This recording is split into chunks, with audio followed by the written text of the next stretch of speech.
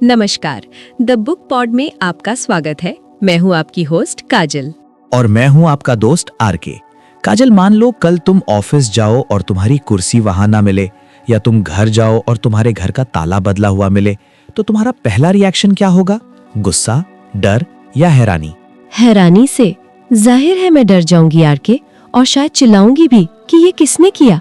बिल्कुल, और यही हम सब अपनी जिंदगी में करते हैं। जब हमारी नौकरी, हमारे रिश्ते या हमारे हालात बदलते हैं तो हम डर जाते हैं। हम पुराने चीज से चिपके रहते हैं जबकि वो सड़ चुका होता है। आज हम जिस किताब को डिकोड करने वाले हैं वो दुनिया की सबसे ज्यादा बिकने वाली किताबों में से एक है, मेरा चीज किसने हटाया। ये कहानी है दो चूहों और दो छोटे इंसानों की जो एक भूल भुलैया में फंसे हैं।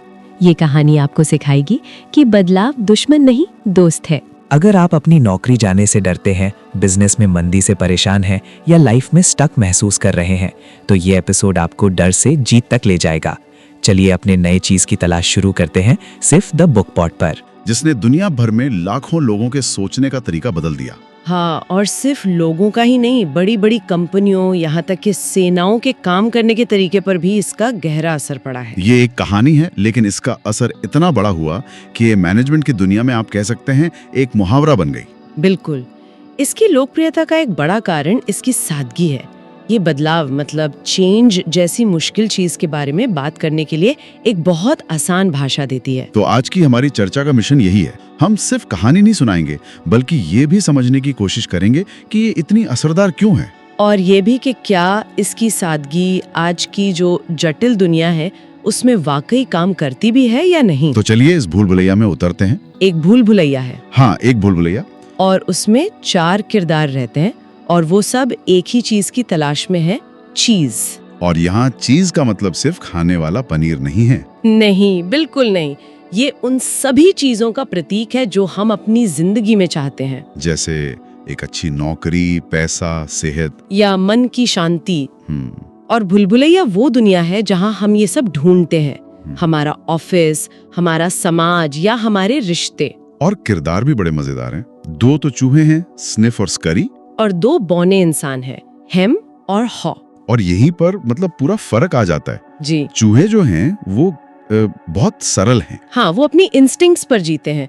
स्निफ जो है वो बदलाव को दूर से सूंघ लेता है, और स्करी वो फौरन एक्शन लेता है, सोचता नहीं ज्यादा। बिल्कुल।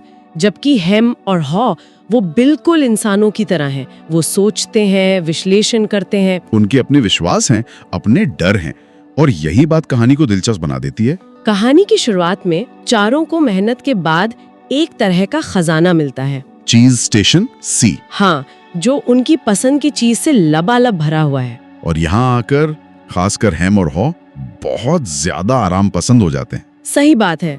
वो मान लेते हैं कि ये चीज तो अब हमेशा यहीं रहेगा। अपने दौड़ने वाले जूते तक टांग देते हैं। हाँ, और उस जगह को ही अपना सब कुछ मान लेते हैं। उन्होंने दीवार पे लिख भी दिया, आपके पास चीज हो तो आप खुश रहते हैं। मतलब उनकी पूरी खुशी अब एक भारी चीज पर टिक गई थी। और यहीं से एक तरह से असल समस्या शुरू होती है। ये जो कंफर्ट जोन है, ये उन्हें अंधा बना देता है। अच्छा। वो उन छोटे छोटे संकेतों को नजरअंदाज करने लगते हैं जो बता रहे थे कि हालात बदल रहे हैं। जैसे चीज का रोज थोड़ा थोड़ा कम होना, या शायद उसका स्वाद बदलना। वो बदलाव को आते हुए देख ही नहीं पाए। और फिर एक दिन वही हुआ जिसका उन्हें अंदाजा नहीं था। हाँ, वो स्टेशन सी पहुंचे और देखा कि सारा चीज गायब है, बिल्कुल खाली। अब देखिए, चूहों को, स्निफ और स्करी को ज्यादा हैरानी नहीं हुई। क्यों? शायद उन्होंने इन छोटे बदलावों को महसूस कर लिया था।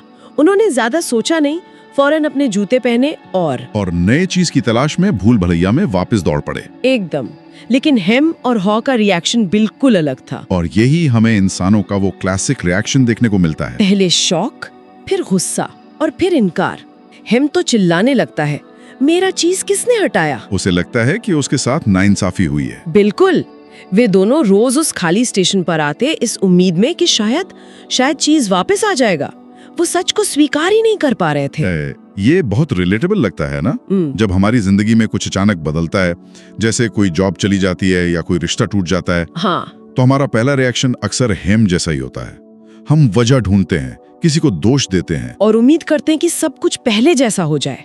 हेम तो पूरी तरह से डर और गुस्से में जैसे जम सा गया था। लेकिन हाँ, जो शुरू में उतना ही डरा हुआ था, उसके अंदर धीरे धीरे एक एहसास जागा कि सिर्फ इंतजार करने से कुछ नहीं होगा। हाँ, और शिकायत करने से भूख नहीं मिटेगी। हाँ। चीज अपने आप वापस नहीं आने वाला। और यहीं से कहानी का मतलब दिल शुरू होता है। बिल्कुल।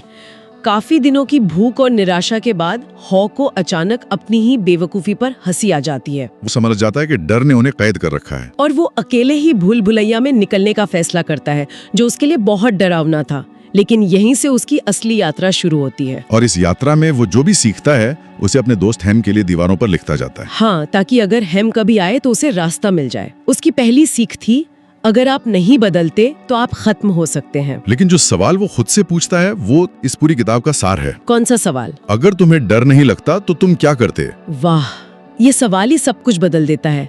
ये डर को एक तरफ रखकर एक्शन लेने की बात करता है। हाँ, और जैसे जैसे वो आगे बढ़ता है उसे नई नई बातें समझ आती हैं।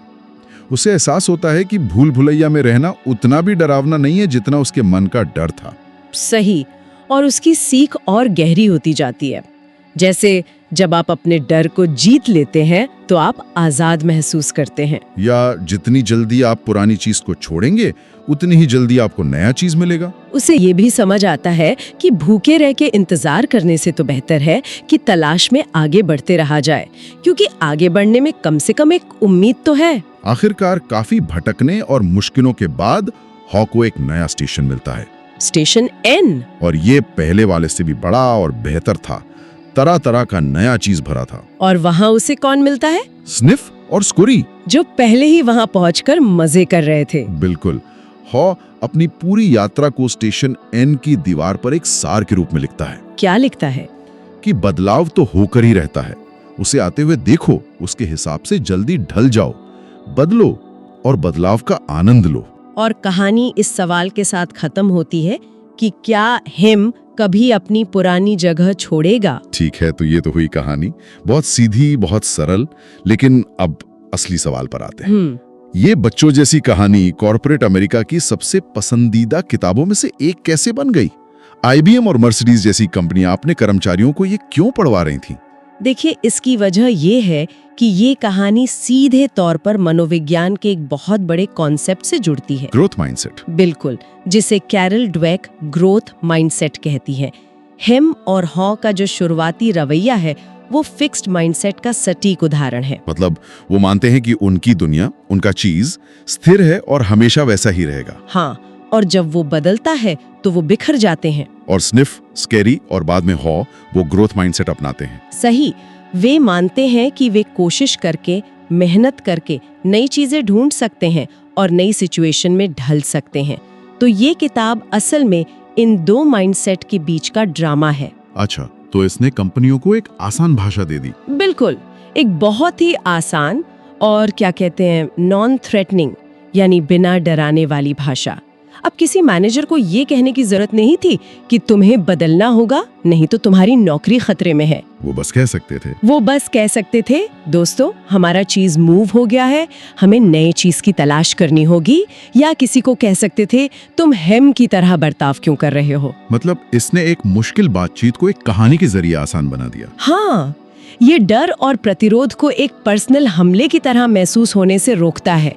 आप व्यक्ति पर नहीं बल्कि उसके हेम जैसे व्यवहार पर टिप्पणी कर रहे हैं। यहाँ तक तो सब ठीक लगता है, लेकिन हाँ, एक लेकिन है। यहीं पर एक दूसरा ज्यादा गहरा सवाल उठता है, क्या ये हमेशा अच्छा होता है? और यहीं से इस किताब की आलोचना शुरू होती है। सबसे बड़ी आलोचना ये है कि ये किताब मानकर चलती है कि हर बदलाव अच्छा है और नया चीज हमेशा बेहतर होगा। हाँ, ये किताब ये सवाल पूछने की इजाजत ही नहीं देती कि चीज को हटाया ही क्यों गया, या क्या नया चीज पुराने जितना ही अच्छा है। सही कहा। असल जिंदगी में तो कंपनियां बदलाव का इस्तेमाल छटनी करने, कर्मचारियों के फायदे कम करने या ज्यादा काम करवाने के लिए भी करती हैं। ऐसे में अगर कोई कर्मचारी हेम की तरह सवाल पूछता है कि ये बदलाव क्यों हो रहा है, इससे हमें क्या फायदा होगा, तो क्या वो गलत है? नहीं, बिल्कुल नहीं। वो तो एक जिम्मेदार कर्मचारी की तरह सवाल पूछ रहा है। लेकिन ये किताब ऐसे सवालों को बदलावों के प्रतिरोध के रूप में देखती है। तो कहानी में हेम जो शायद समझना चाहता था कि गड़बड़ कहाँ हुई, उसे एक विलन की तरह दिखाया गया है जो बस डरपोक और जिद्दी है। तो एक तरह से ये मैनेजमेंट के हाथ में एक ऐसा औजार बन सकता है जिससे वे कर्मचारियों के जायज सवालों को ये कहकर दबा सकते हैं कि अरे तुम तो हेम बन रहे हो। बिल्कुल, बस शिकायत करना बंद करो और स्करी की तरह भागना शुरू करो। और चूहों को हीरो की तरह दिखाना भी बड़ा दिलचस्प है। हाँ, स्निफ और स्करी सोचते नहीं, बस रिएक्ट करते हैं। जबकि इंसानी संगठनों में हम चाहते हैं कि लोग सोचें, विश्लेषण करें, सवाल पूछें। सही बात है, लेकिन ये किताब सबसे ज्यादा इनाम उन किरदारों को देती है जो सबसे कम सोचते हैं। ये एक बहुत बड़ा विरोधाभास है। तो ये कर्मचारियों को एक तरह से ये संदेश देती है कि ज्यादा सोचो मत, बस मैनेजमेंट के दिखाए रास्ते पर दौड़ते रहो। हाँ, तो इसका मतलब ये हुआ कि इस किताब का इस्तेमाल दो तरीकों से हो सकता है। एक तो सकारात्मक तरीके से, हाँ, लोगों को निजी जीवन में बदलाव को अपनाने और डर से बाहर निकलने के लिए प्रेरित करने के लिए। जैसे कोई अपना करियर बदलना चाहता है या किसी नए शहर में जा रहा है, तो हॉ की कहानी उसे हिम्मत दे सकती है। बिल्कुल, निजी स्तर पर ये बहुत ताकतवर हो सकती है। ये हमें अपने कंफर्ट जोन को पहचानने और उससे बाहर निकलने की हिम्मत देती है। ये हमें सिखाती है कि डर एक स्वाभाविक हिस्सा है, लेकिन उसे हम पर हावी होने की जरूरत नहीं है। लेकिन दूसरा तरीका जो कॉर्पोरेट जगत में हो सकता है, वो थोड़ा खतरनाक है। हाँ, जहाँ इसका इस्तेमाल एक तरफा बदलाव को लागू करने और किसी भी तरह के विरोध को दबाने के लिए किया जा सकता है। ये एक तरह का प्रोपेगेंडा टूल भी बन सकता है। तो इस किताब को पढ़ते समय ये समझना जरूरी है कि हम कौन हैं। सही। क्या हम एक व्यक्ति हैं जो अपनी जिंदगी के बदलावों से जूझ रहा है, या हम एक संगठन का हिस्सा हैं जहां बदलाव हम पर थोपा जा रहा है? दोनों ही सूरतों में कहानी के मायने बदल जाते हैं। तो फिर आज के दौर में जहां एआई से लेकर रिमोट वर्क तक हर रोज चीज मूव हो रहा है, इस कहानी से हम क्या सीख ले सकते हैं, इसकी आलोचनाओं को ध्यान में रखते हुए? मुझे लगता है कि सबसे बड़ी सीख इससे एक आईने की तरह इस्तेमाल करना है, न कि एक नक्शे की तरह। आईने की तरह मतलब ये हमें रास्ता नहीं दिखाती, लेकिन ये हमें दिखा सकती है कि हम कौन हैं। किसी भी बदलाव की सिचुएशन में हम खुद से पूछ सकते हैं, इस सिचुएशन में मेरा कौन सा हिस्सा हेम की तरह रिएक्ट कर रहा है? कौन सा हिस्सा हॉ की तरह डर पर काबू पाने की कोशिश कर रहा है? और क्या मैं स्करी की तरह बिना सोचे समझे बस भाग रहा हूँ? ये बहुत अच्छा पॉइंट है। यानी ये कहानी जवाब नहीं देती, बल्कि सही सवाल पूछने में मदद करती है। ये हमें अपनी प्रतिक्रियाओं के बारे में ज्यादा जागरूक बनाती है। और ये भी कि शायद हमें सिर्फ एक ही किरदार बनने की जरूरत नहीं है। एक स्मार्ट इंसान में ये चारों किरदार होते हैं। अच्छा। उसमें स्निफ की तरह बदलाव को सूंघने की काबिलियत होनी चाहिए, स्करी की तरह जरूरत पड़ने पर तेजी से एक्शन लेने की क्षमता, हेम की तरह ये सवाल पूछने का साहस कि क्या ये बदलाव सही है, और हॉ की तरह डर के बावजूद आगे बढ़ने का जज्बा। असल जिंदगी की समझदारी इन चारों के संतुलन में है। तो इस सरल कहानी का सार यह है कि हमारी जिंदगी में चीज हमेशा हटता रहेगा। ये एक सच्चाई है जिसे हम बदल नहीं सकते। बिल्कुल, सवाल ये नहीं है कि बदलाव होगा या नहीं, बल्कि ये है कि हम उस पर प्रतिक्रिया कैसे देते हैं। क्या हम आंखें बंद कर लेते हैं या सवाल पूछते हुए नई राहें तलाशते हैं? बिल्कुल, ये हमें सिखाती है कि बदलाव का इंतजार करने के बजाय शायद हमें उसके लिए हमेशा तैयार रहना चाहिए। लगातार अपनी स्थिति को जांचते रहना, अपने चीज को सूंघते रहना और आराम के दायरे से बाहर निकलने के लिए मानसिक रूप से हमेशा तैयार रहना ही शायद आगे बढ़ने का सबसे सुरक्षित तरीका है। एकदम। और जाते जाते एक विचार छोड़ जाते हैं। ये पूरी किताब इस बारे में है कि जब कोई और हमारा चीज हटा देता है तो हमें क्या करना चाहिए। पर क्या होगा अगर हम किसी के द्वारा अपना चीज हटाए जाने का इंतजार ही ना करें? दिलचस्प सवाल है। क्या होगा अगर हम कभी-कभी जानबूझकर खुद ही अपना चीज हटा दें, ताकि हम हमेशा तलाश में रहें, हमेशा सीखते रहें और कभी भी बहुत ज्यादा आराम पसंद ना हो? तो दोस्तों, ये थी डॉक्टर स्पेंसर जॉनसन की वो मास्टर क्लास जो एक ही लाइन में पूरी जिंदगी का सच कह देती है। अगर आप बदलेंगे नहीं तो आप समाप्त हो जाएंगे। हमें उम्मीद है कि द बुक पॉड का ये एपिसोड सुनने के बाद आप हेम की तरह रोएंगे नहीं, बल्कि हॉ की तरह अपने डर पर हंसेंगे और नए रास्ते खोजेंगे। अगर आज आपने बदलाव को गले लगाना सीख लिया है तो हमारे चैनल को अभी सब्सक्राइब करें और लाइक बटन दबाकर हमें बताएं कि आप आगे बढ़ने को तैयार हैं। इस वीडियो को अपनी टीम, अपने कलीग्स और उन दोस्तों के साथ जरूर शेयर करें जो पुरानी यादों या पुरानी नौकरी के गम में अटके हुए हैं। ये वीडियो उन्हें मूव ऑन करने में मदद करेगा। और अब आज का वो सवाल जो आपको सोचने पर मजबूर कर देगा। इस किताब में चीज का मतलब है वो चीज जिससे आपको खुशी मिलती है, नौकरी, पैसा, प्यार या सेहत। तो हमारा सवाल आपसे ये है और इसका जवाब आपको बहुत ईमानदारी से नीचे कमेंट बॉक्स में देना है। फिलहाल आपकी जिंदगी का वो कौन सा चीज है जो पुराना हो चुका है या आपसे छिन रहा है, लेकिन फिर भी आप उसे छोड़ने से डर रहे हैं? वो कोई टॉक्सिक जॉब हो सकती है, कोई खराब रिश्ता या कोई पुरानी आदत। अपने डर का नाम कमेंट में लिखें। अपने डर को पहचानिए और कमेंट कीजिए। हमें आपके जवाब का इंतजार रहेगा। मैं आरके और मैं काजल। आपसे फिर मिलेंगे एक नई सीख और नई किताब के साथ। तब तक के लिए जूते का फीता बांधिए और नई चीज की तलाश में निकल पड़िए। धन्यवाद।